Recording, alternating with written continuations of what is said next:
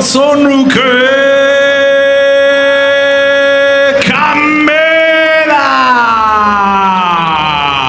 Usapang boxing, palitan ng mga malalakas na kamao. Ngayong Oktubre, isang panibagong kabanata na naman ni Casimero ang mapapanood ng mga Pinoy fans. Dahil balik aksyon na ang halimaw ng Pinas. Beautiful shot. Make no mistake about it. Oh, down! It's down! It's down! John Riel Cuadro Alas Casimero dala ang kartadang 34 na panalo at 23 knockouts. Official ng pumirma sa Kameda Promotion sa Japan, hindi na pinatagal. Agad binigyan ng malaking laban. Si Casimero ay 3 Division World Champion, 8 taon ang walang talo, 12 bansa na ang nilusob. At halos lahat ng champion, pinabagsak. Sa kanyang huling laban sa Japan, pinatulog niya ang Mexican knockout artist na si Saul Sanchez, kung saan kinabahan si Naoya Inoue.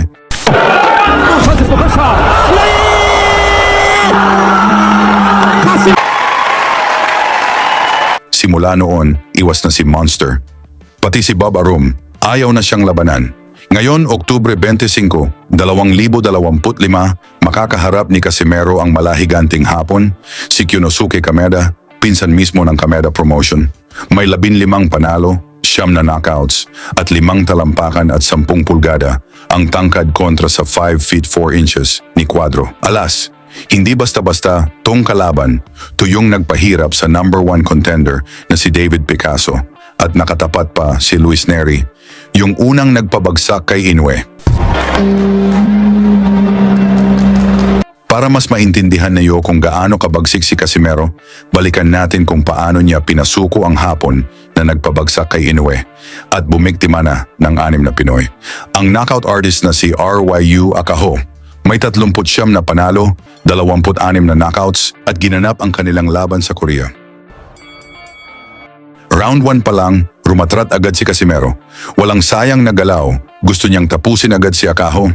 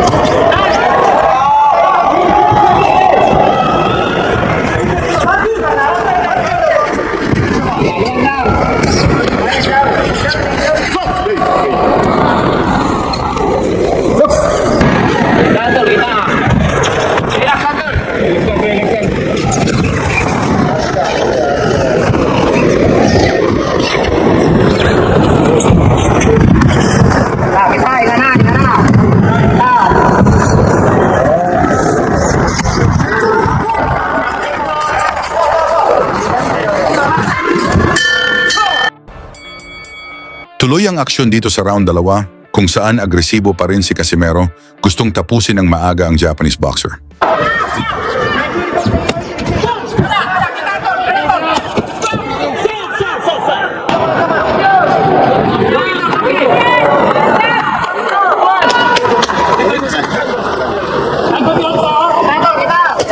Mula sa counter ni Akaho na patukod ang gloves ni Casimero, binilangan agad ng referee.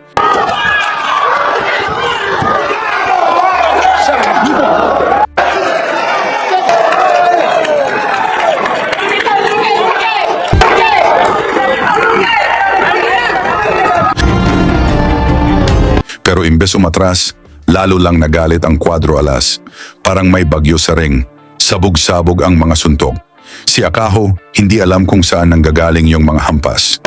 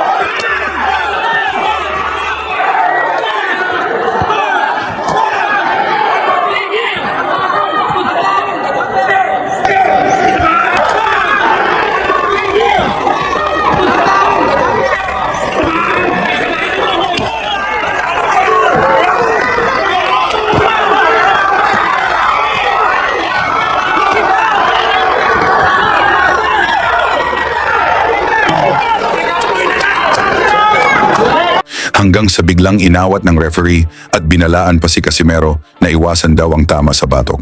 Nakita yon ni Akaho at doon na nagsimula ang drama. Nagkunwaring tinamaan sa batok, late reaction pa.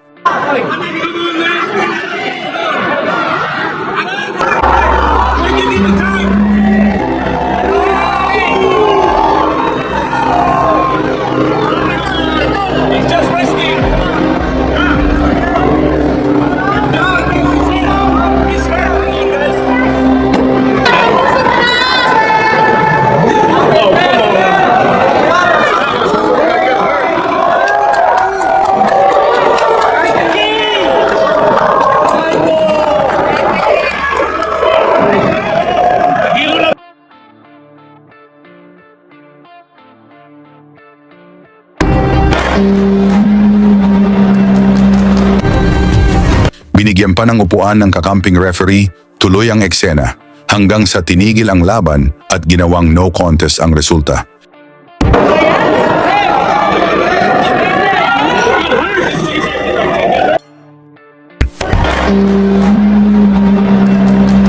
Pero mga tol, ilang araw lang lumipas, nire-review ng Korean Boxing Commission ang laban, binago ang resulta, ikalawang round knockout win para kay Casimero, at mismong si Akaho, nag-sorry, inamin niya, hindi daw niya alam saan siya tinamaan, basta sumakit daw ang kanyang ulo.